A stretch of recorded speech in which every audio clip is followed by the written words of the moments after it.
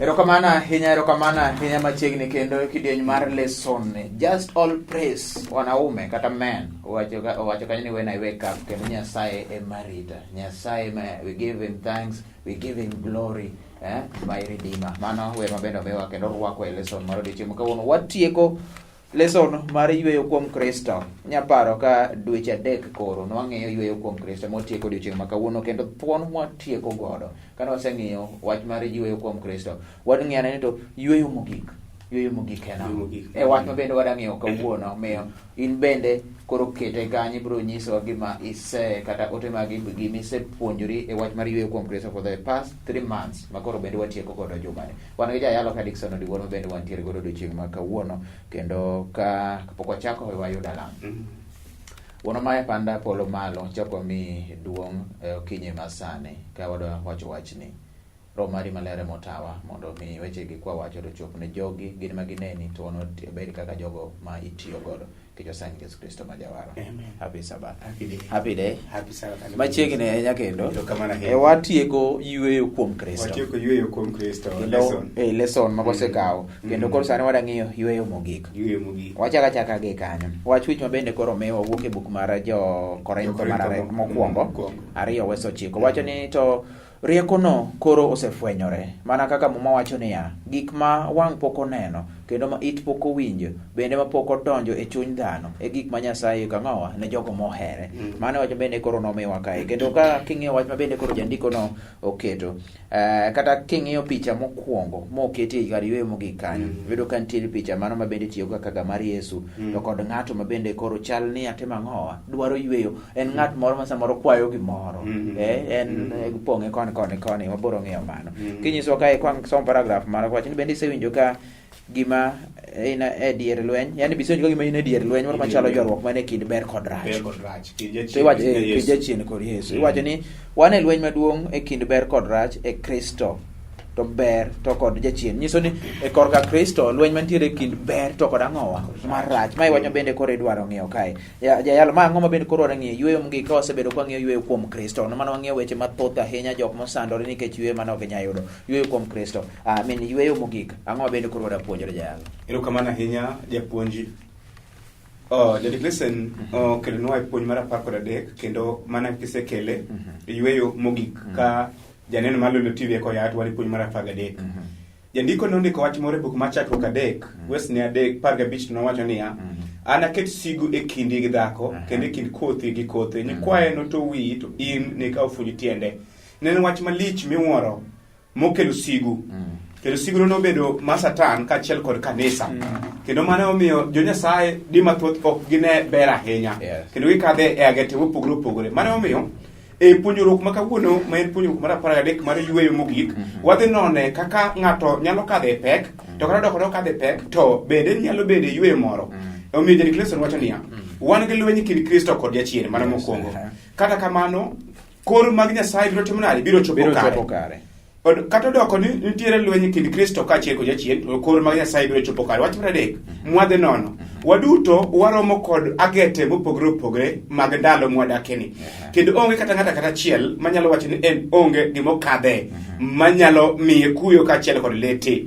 Wach mar 4 mabedo wadhi nono wabiro ng'iyo kaka wanyalo yweyo kuom Kristo e kinde ma piny ngima ni kod yungni machalo kod mae. Omiyo achiel kachiel wabiro kwanyo wechego ka wadhi nyime mondo wafwenygi ka wamone mondo mlono tiendgi e yo mogik kabisa. Wach mogik to kaka nondiki wawacho gik ma ne pok oneno kendo it pok owinjo kendo ma pok odonjo chuny dhano gik ma Nyasaye noiko ni jomohere. Omiyo e buk ma Jo-Korintho ma wasomo Jo-Korintho mokwongo 2:9 wacho ni gik mane it pok owinjo ka achiel kod mane wang' pok oneno Yesu kata Nyasaye biro miyo jok mohere. Wabro nono gachiel kachiel. Magi weche mabedo koro wadang'eya kendo koro ochak tich kanyo gima nopuonj kata puonjo bende dwani mondo wang'e fweny mag giko. Jahelo kae king'iya ahinya kendo en gima koro dhi wuoyo ewi Johana achiel kuom jopuonjre mag Yesu ma bende koro nosandore nye chula mar Patimo donge kanyiso ni achiel kuom jopuonjre mane kod Yesu mane odaka mobedo moti ahinya nogeng'ne e jela man kama otimo lwendni e chula mane ni mabor ahinya kod gimoro amora mane nyalo bedo kod nengo ne en ang'o mane bende nyalo bedo ni dhi nyime e pach Johana kinde ma bende koro yudore e kende chula ni, ere kaka nochopo ka, to kendo ere kaka noyudo chal ka, bende en gima iwuoro ahinya. Kuom magi duto te wach noneno ka Yesu ne wuok dhi e polo, noneno ka Yesu wuok dhi e polo, kendo neno malaika ariyo mane ochung' kanyo kawacho ni un jo-Galili uchung' ung'iyo polo nang'o? Yesu ni moter malo e polo koa kuomu noduogi mana kaka usenene kodhi e polo. Fweny magik ang'o ma bende koro Johana japuonje mar Yesu bende koro neno, penjo ma bende penj mathoth ahinya jalo. Erokamano japuonj. Johana oyudre e chula mar Patmo e yor achuna. Mana kane oneno ka Johana noyudre e piny ma Nineve, e piny mane iye pek kabisa mak mana mondo yal Yesu. Kara seche moko tinde chandruoge moko ma wanyalo kadhe to giko mare Nyasaye ema bedo jaloch. Mano jadiko nowacho ni Nyasaye mondo bed Nyasaye. Nyasaye mondo bed Nyasaye. Whatever the situation ma wakadhe, nitie gima omiyo Nyasaye yie mondo jalemo kata jakristo kadh kanyo. Mano omiyo e thuolo ma Johana ni chula mar Patmos, to fweny mar Yesu nobiro ne, to noneno gik moko. Achiel kuom gik noneno kanisa, kendo noneno jokristo, kendo noneno pek. Jandik buk mar Tich Joote kachako to chako e buk mar Tich Joote 1 wesne 11 to wacho wach moro niya, to kane podi to jogo nowachone niya, un jo-Galili ang'o omiyo uchung' kurango polo? Yesu mosogol kuomuno kitero malo e polo ni noduogi mana ka useneno kodhino. Omiyo e buk mar Tich Joote 1 wesne 11 waneno ka Yesu dhi e polo, to duol wuok kawacho niya, ni kaka uneno kodhino e kobiro nadi obiro duogo. Nyiso niya ni dhi mare kik bednu malich, to gima bednu malich en niya ni Yesu biro timo nadi, Yesu biro duogo. Mano wanwang'o iye kanyo. Waneno ka Johana neno weche moko. Achiel kuom gima Johana chako neno en sand ma kanisa biro kadhe. Mano miyo e thuolo ma Johana ndiko e buk mar Fweny 1 wesne 9 to ndiko wach moro, an owadu Johana, an achiel kod sand gi loch kod kinda ma wan go kuom Kristo Yesu. Noketa e chula miluongo ni Patmo nikech nalando wach Nyasaye. Wiji ni ng'ano chopo e chula nikech olando wach Nyasaye. Nyiso niya ni lando Nyasaye seche moko ken mana ber lilo. Nitiere thonde moko kata mana gine moko, kuthe moko ma jakristo timo nadi tikadhe. Mano wanwang'e iye kanyo. Wach mar ariyo, to chieng' Ruoth Roho nomaka mi awinjo duol maduong' mayuak katung' kawuoyo gi yo kang'eya. Nowacho niya, gik moko duto mineno ndike kitabu, bang' iol kitabuno ni kanyakla 7 mag jokristo man Efeso, Sumra, Pagimo, Thuatira, Sarde, Philadelphia kod Laodikia. Kanisa mogik en kanisa mar Laodikia. Kendo en kanisa ma idwaro mar mondo bed maliet. Kendo bedu kod wach Nyasaye. Nikech ka Johana oneno kanisa no, to neno ka kanisa no ondhem. To kondhem kama to wachi ni biro ng'oge oko. To kugombo mondo ng'oge oko, igombo mar mondo bed maliet kata bed mang'ich. Mano miyo idwaro mondo bed matimo nade mar Nyasaye. Wanwang'o wach mar ariyo kanyo. Jandiko chako wacho wach moro ni oyudo ka joote moko nosenegi, kanisa ne okadho e sand. Wanwang'o ka kanisa okadho e sand kaluwore kod Johana kandiko. Yenamra wach machal kod mogik e chak tich ka. Yesu nosenyiso jopuonjre ni to neuru an kodu ndalo duto nyaka giko piny. Ang'o momiyo Yesu nowuoyo kamano? Johana koti teni chula mar Patmo to neno sand ma kanisa gibiro kadhe. Omiyo kanisa moro wacho ni kokwacho kuwuoyo e buk mar Fweny kanyo, to wuoyo kuom kanisa to wacho niya, e buk mar Fweny 2 wesne 13, ang'eyo kamidakie, en kama kom duong' ma Satan nitie, to irito nyinga ahinya, kendo nok ikwedo yie ma yiyego kuoma, kata mane ndalo mane Antipa janeno mara mar adier onege dalou kama Satan odakie. Oneno kanisa mar Pagamo, to neno ka kanisa mar Pagamo ontiere kama wasigu Satan ogoye pach. E kanisa ma kawuono jolemo ma nitiere kama seche moko, for example, wan kanisa ma Nyalenda. Nyalenda kanyo tiere jok marori kabisa. to kama gilori kamano tema kanisa nitiere Satan ogoye pach to kata dogo Satan ogoye pach kamano to jo Nyasaye ni kanyo kendo gilemo kendo idwaro mondo girit nying Nyasaye. Mano wach mar ariyo. Koro en niya, kama Johana wuoye ema Yesu be nowuoye to wacho niya, ni gima utimi en abiro bedo kodu nyaka giko piny. Omiyo wacho niya, an alfa kendo ang'ono kendo omega. Wach mogik. Ne wan kawuono ne en sigana manyiso kaka kanisa mar Kristo ne biro chalo e kinde mabiro, to kata kamano e chando kod sand mane kanisa biro kadhe, Johana nonyise ka magi duto ne biro rumo. Erokamano ahinya japuonj. Wach mangima en niya, ni kanisa biro kadhe sand Johana oneno, to giko ne wang'eyo niya mbele ber nikech Yesu e driver. Erokamano. Yesu e driver. Kanyo omiyo menwa koro thon wach mane wang'eyo ni nene yweyo mogik. Ni gigo te nyalo biro bedo ni wakadhoe. Tang'owa at long last obro yudo ang'owa yweyo mano mogik. Nikech Yesu e driver. Nikech Yesu bende e driver. Wang'eyo anena kanyo kinde odong' machuok kae bende. E seche ma bende koro inyisowa ni yweyo mogik ni kinde odong' machuok. Jalo ka wadang'eyo anena ni to koro akinde modong' machuok nang'o bende koro ilose. Wacho ni gol Saitoni Yesu nonyiso kaka sigand piny chalo e yo makende mayore ahinya e kinde mane ochiwe duoko ne penje ma jopuonj nopenje niya, konwa magi notimre karang'o? Tang'o mano bed ranyisi mar biro mari kendo mar giko mar ndalo. Kisomo buk mar Mathayo 24 wesne 3 jalo ka inyiswa hapa ni ranyisi mago mag ndalo giko. Mondo wang'e ni to kare koro yweyo mogik ni wadhi yude karang'o. Yes. Ikelo wach mangima e buk mar Mathayo 24 wesne 3. Kendo wach nitiere mangima kanyo kabisa ni konwa ni gigi biro timre karang'o. Penjo moro jalemo podi penjore seche moko Yesu be odeko kapok oduogo. To kana somo buk mar fweny moko adhi somo fweny apar, to wacho niya fweny apar wesne 5. Deko moro ok nochako bedie kendo. En adiera ni Yesu biro duogo. Mano miyo fweny apar wesne 5 wacho ni deko moro ok nochako bedie kendo. Point mwakwanyo. Kinde odong' machuok. Omiyo jandiko nondiko buk mar Jo-Korintho to wacho ni in gi dhako koso, kin gi dhako to kik uwere kode. In gi tich koso, kin gi tich to kik timri ka gima in kod tich, kwane ka gimiyo gi kod tich. Nyiso ni gima jandiko ne timo kel en niya, ni gige mag piny gi watimre ka gima waonge go nikech ndalo dong' matimo nade machuok. Point mar adek ma yie mondo ikwani e thuolo ma jandiko wuoyo.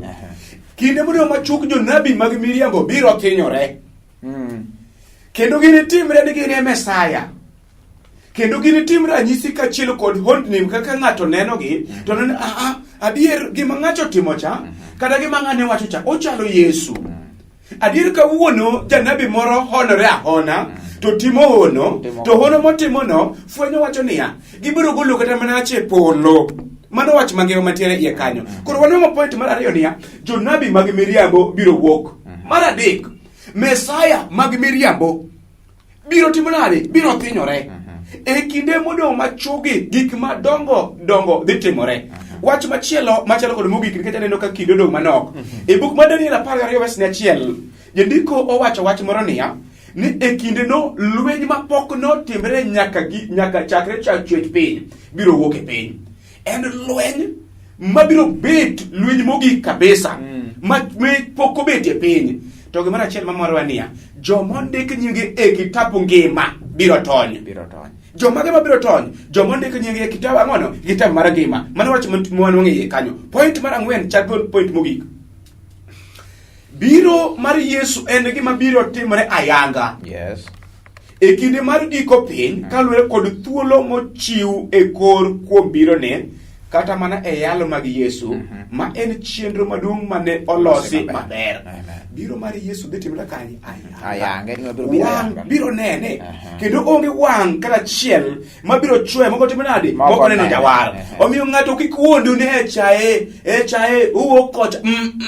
Yesu biro thinyore, to mane miwuoro. Yesu biro thinyore ka lweny maduong' e kind Satan ka chiel kod Nyasaye oseng'ere. Ka sande osekawo kore, to Sabato be osekawo kore. The great controversy biro gik e thuolo ma the national Sunday lo ochopo kare. Ma dhano wacho niya, welemo odiochieng' mokwongo to kwalemo odiochieng' mar Sabato. Erokamano japuonj. Mane e yweyo mogik moro ahinya kinde odong' machuok. Kendo mane yweyo mogik mawacho ni obro en gima Yesu biro thinyore e lela. Wer moro wacho ni Yesu dwaro joma jochir, donge doyiengre kuomi. Kintie lweny mager ahinya kinde adiera kod ang'owa kod mudho. Ka yweyo waduogo kendo wadhi nyime, waduogo ng'ene to chik mager en mane. Ka wadhi kode lesson maro.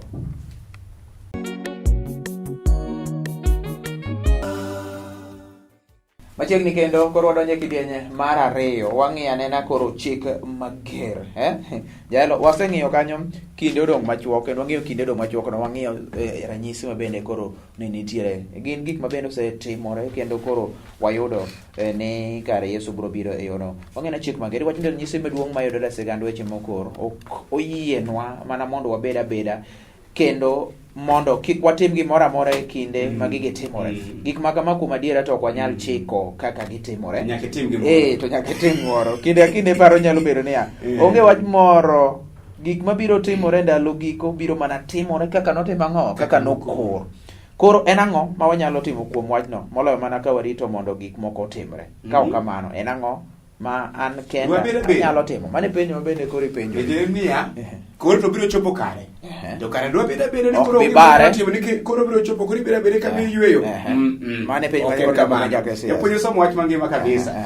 Erokamano. Wawuok e tich ariyo ka bedo kod wach mikelo no, ka jandik lesson owacho wach moro niya, ni Yesu poro e tich ariyo jandik en tich ariyo kinde modong' machuok. Erokamano ahinya. Jandik lesson owacho wach moro kae niya, ni Yesu poro kit biro ma onge kod ikruok mabiro timre e kinde mar biro mar ariyo kod mano mane otimre e kinde mar ataro mane otimre nade mane Noah maja no nyisgi ni en kama mae tunong'isi ni en kama mae be ibiro nyisi to gima ne lit miwuoro dhano aboro ema nobiro saved. Akendi winjo wachno. Nyiso niya, ok lich ni polo kata nasani ka dipono nwa kata achiel kende, ok chande kata mana polo. Kata na bore mana ko chande. Kodi chiemo chopo. To kata mana kite. Biro bero jonendo kite gi biro lok to bere Jerusalem manyien. Jadum puonjero kama tich adek, chik mager. Kendo wasomo wach moro e paragraph mokwongo ma isomo ni ranyisi maduong' mayudore e sigand weche mokor, ok oyiena mana mondo watim nade wabeda beda. Erokamano ahinya. Nitiere weche adek japuonj ma omiwa tahinya omi kanisa. Kendo kanisa mayalo Yesu onego bed ni fwenya 14 wesne uchiel nitiere wiye.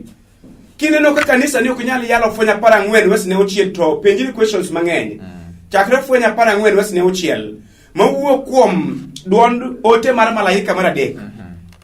Kendo gin ote mar malaika adek ma iringo ga e piny ngima ka inyiso dhano ni piny orumo kendo dala dong' machuok wachiel dhi dala. Mano wach man ngima mantiere iye kanyo. Omiyo oluongwa e ndalo machal kod ma e sigand piny mondo wang'is piny adiera. Ang'o midwaro mondo wang'is piny? Gimidwaro mondo wang'is piny en buk mar fwenya 14 wesne auchiel mawacho niya, eka naneno malaika moro ka huyo e kor polo ne nigi wach maber mochwere mondo land ni joma odak e piny. Nolando wachno ni pinje duto gi dhoudi duto kendo ni joma wacho dhok duto kod ogendni duto. Wach maber mochwere en ni Yesu biro to biro omo nyithinde. Point monyaka kawi. Wach mar ariyo nokok matek niya, luoruru Nyasaye kendo miyouru duong' nikech sa mong'ade biro setim nadi osechopo. Lamuru jal manochweyo polo gi piny kaachiel gi nam kod sokni. Ing'eni jandiko wuok kuom duol mar malaika mokwongo to wacho niya, lamuru jal manochweyo piny kod polo kod sokni. Nyiso niya, kawuono piny lemo to piny ok lem jal manochweyo piny kod polo. Emomiyo duol mar malaika adek ywak wacho niya, kawuono ng'ato kawo bao emolamo kar lamo Nyasaye. To duol ywak niya, lamuru jachwech manochweyo polo kod piny, en Nyasaye, ok en bao. Omiyo Josaya wacho niya, ei baogo roho onge nikech ang'o, abiro tieko bao mochwe abiro go piny kaachiel kod ng'ato manochweyo baogo. Emomiyo idwaro mondo walam ang'ono Nyasaye. Winji weso chiko. Bang' mano malaika mar adek nobiro bang'gi kowacho matek niya, ng'ata malamo ondiek kod gima ket kode miyo yudo lam e lela wang'e kata lwete, nyaka madh divai mar mirimb Nyasaye moru makech e kikombe mar mirimbe e nyim malaika maler kendo e nyim Nyarombo. Ng'ata malamo ondiek japuonj kata ja class kata inyalo penjo niya, ere ka ng'ato nyalo lamo ondiek to ondiek ni e bungu? Nitiere kido moro mondiek ni kodo mopim kod dhano moro ma seche moko odagi luwo dwaro mar Nyasaye. Nikech dwaro mar Nyasaye en ni walam jachwech. mano piny kod polo. Koro ng'ata moko lam jachwech, ng'ato no lamo Satan. Koro Satan, ng'ama lamo Satan opim kod ondiek ochung kuom pinyruoth moktim nade mar Satan modagi luo dwaro ang'ono dwaro mar Nyasaye. Omiyo jandik lesson kelo wach mogik niya ni bang' mano malaika mar adek nobiro bang'e kowacho matek niya ng'ata malamo ondiek kod gima ket kode miyo alama e lela wang'e kata e lwete nyaka madh divai mar mirim Nyasaye. Koro alama mar ondiek en mane? Alama mar ondiek en weyo chik mar Nyasaye. Nitiere chik 10 mag Nyasaye.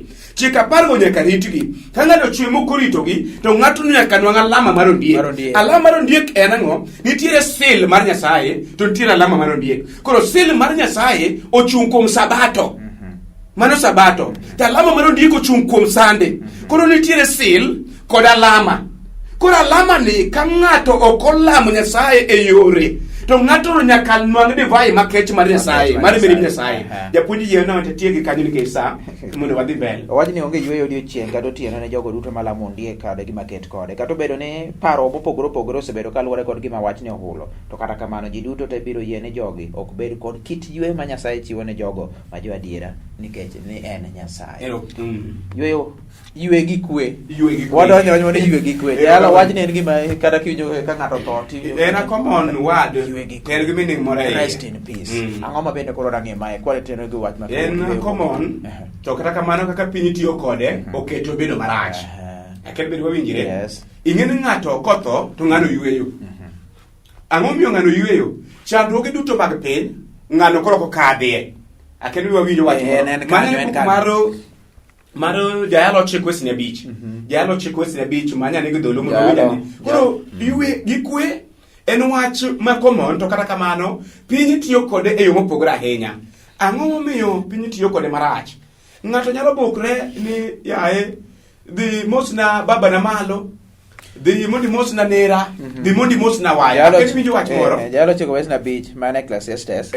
Wacho ni chutho joma ngima ong'eyo ni gibiro tho. Joma otho to ok ong'eyo gimoro kata matin. Akedo winjo. Joma ngima ging'en gibiro tho to joma otho ok ong'e gimoro amora. For example, ka ng'ato nindo gotieno, bende ing'eyo kata ka ng'ato yiri kata ka ng'ato yiri be ok inyal ng'eyo. Kata ng'ato duong'o dhot ok inyal ng'eyo. Ng'iso niya, tho ipimo kod yweyo mar nindo mwatimo nade ma wanindo kawuono mar nindo mar otieno. To kata kamano pogruok mabet en niya, gotieno inyalo leko. Inyalo leko ni in studio kae watimo shooting mani inyalo leko gotieno. To nindo mar tho eto koro lek onge. Ng'iso niya, jandiko wuoyo kuom ng'ato motho kaka ng'ama pacho lal. Ng'ama pacho lal en ng'ato ma ringre kede mantiere kanyo. Koro nitiere gimoro matimre ka ng'ato tho.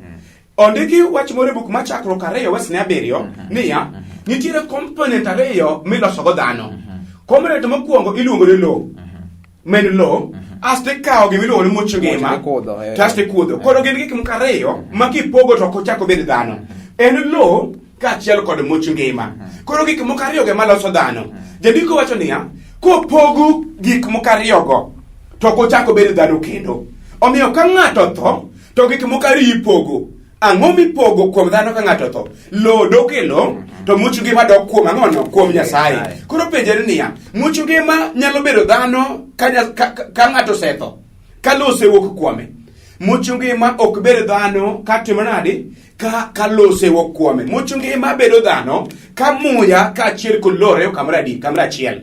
Mano wanwang'o niya, ywe gi kwe ma dhano seche moko nyalo wacho ni ywe gi kwe ok onego bed ni wacho ni ng'ato mosetho ni ywe gi kwe. Jok monego bed ni wuoyogo en niya, ng'ani odhi yweyo. Akedo winjo. Thuolo miwacho ni ng'ato mosenindo ni ywe gi kwe chal gi miwuoyo kode mar mondo owinji to en ok onyal winji nikech osetemo nade osetho. Mano wach mangima mantiere iye kanyo. Wach mar ariyo machalo kod mogik. En ang'o mandiko ni wuo kuome? Jogi mane ok oyudo singruogegi ne githo to koro nyaka bed ni gin e polo kaachiel gi Yesu ka gin gimor kaka pok gi adier. Ka kuom ranyisi ka Billy Graham otho, kinde ka kinde wawinjo kaka koro ne en e polo kaachiel gi Nyasaye. Penjo maduong' en niya, ka ng'ato otho bende odhi e polo ka ng'ato tho ok dhi e polo, ringruok dok e lo, to much ngima dok kuom wuongo, nikech gik moko ariyo ema loso dhano. Ng'ato biro chako bedo dhano kendo mana ka Yesu duogo e duoko mar ariyo. Mano moyo buk mar Johana 5:28 kaachiel kod 29 wacho niya, ni liete ni winje duonde. Jok motho ni winji duonde e thuolo ma Nyarombo timo nade biro e birone mar ariyo. Mano wanwang'e iye kanyo. Yesu poro okang' ma ng'ato nitiere e kind tho kod okinyi mar chier, kaka en kinde ma ng'ato pache olal e kinde matimo nade monindo. Akende iwinjo wach moro nyiso ni ka ng'ato tho tipore kaka ng'ato ma pacho timo nade pacho lal. Emomiyo Yesu nodhi mochiero Lazaro e thuolo mane gigo mbaka kod Maria gi Maritha, to Lazaro nokwinji. To thuolo ma teko mag Nyasaye ma mucho ngima cha nokaw moduok kuom lowo, to Lazaro nochiewo. Akende bedi winja e thuolo ma mucho ngima nokaw moket kuom lowo mane Lazaro, to Lazaro nowinjo gima ne wacho. To thuolo ma mucho ngima ne onge, to lo ema nodong', to Lazaro nok nyalo winjo kata ka jogo ne go mbaka. Omiyo wach ni watieke kawuono studio kania ni the most na kwarwa malo, the most na ng'ane mano onge, to be ok bi beti nyaka Yesu duogi eka ng'ato biro chako bedo dhano kendo. Ezekiel wacho niya, bende choke motuogi nyalo chako lokre gimoro kendo. Nyalo bet mana ka much gi mokudhne kod Nyasaye. Mana ka much gi wacho ni kendo ka ng'ato mako weche na toke no ne tho ok ono kadhe tho. Ne wacho ni ang'o? Ne ja Kristo tho en mana nindo kinde moro matin mar ling kendo bede mudho. Ngima opad gi Kristo kuom Nyasaye, kendo ka ja Kristo ema en ngima en othinyre, to wan bende wanathine kaachiel kode e duong'ne. Buk mano mar Johana. Watieko lesson ni kuom dweche 3 yweyo kuom Kristo. Kwang'iyo beduru mamor kuom Ruoth kinde kendo watieko dakika achiel mabedo dong'. Erokamano. Japuonj nitiere gimoro e simbi kanyo miluongo ni Google Maps. Google Maps no okonyo ka ng'ato nitiere piny mabor. E piny mabor seche moko idwa dhi e piny mar Rwanda to ok ing'e pinyno maber. Koro mondo mi ichop Rwanda en ni tiyo kod Google Map mar mondo ifweny go ndara. E thuolo miketo address marach mar kama idhiye, to ok idhi chopo kama idhi nikech obiro kelo obiro ng'isi kama chielo. E thuolo no ng'ato koso yweyo e yor paro. Jadiko pimo kamano. Yiena mondo wakel wach moro. Ni beduru mamor kuom Ruoth e kinde ka kinde. Nyiso niya, ni e pinyni to wabiro kadhe pek. Kendo wabiro kadhe chandruok. To kata kamano wabed mamor kuom ang'ono kuom Ruoth. Emomiyo endiko ni Paulo ok wach ni beduru mamor kinde ka kinde e tembe duto ma ukadhe, to kata kamano wacho niya beduru mamor kuom Ruoth e kinde ka kinde. Nyiso niya ng'ato ok nyalo mor kod chandruok jo kama. Chandruok mwakadho ke nyalo bedo mamor. To gimoro nyalo bedo mamor en Yesu men Ruoth. Obiro kadho kodwa ang'ono e chandruok. Wach mogik, onge penjo moro amora, piny opong' kod ywaruok, tembe kod rakruok. Onge ng'ato kuoma kata achiel manyalo tony e wachni. Kuom adiera, kaka jaote Paulo ne ok otony e pegi duto, kata kamano wach maduong' mane odwaro mondo onyiso en ni nyaka koro wabed jokinda e kindeni ma wane e chandruok e nying Ruoth Yesu. Amen. Tiekno galam. Goni niro kamano nikech ber. Wanong'o weche madongo koke lesson. Benwa mana japuonj, ka wan wabedo mana jowinjo, yie mondo ipar nyithindi duto maneno chenro ni kaachiel kod nyithindi manie studio ka, nikech wapar jiwo maler in gi Yesu Kristo Ruodhwa. Amen. Erokamano ahinya Yalo Dickson ma bende koro wantiere. Watieko kendo neno ka lore watieke jomanyien wachako donjo e lesson machielo biro kawo kuom dweche 3 kendo present truth in Deuteronomy.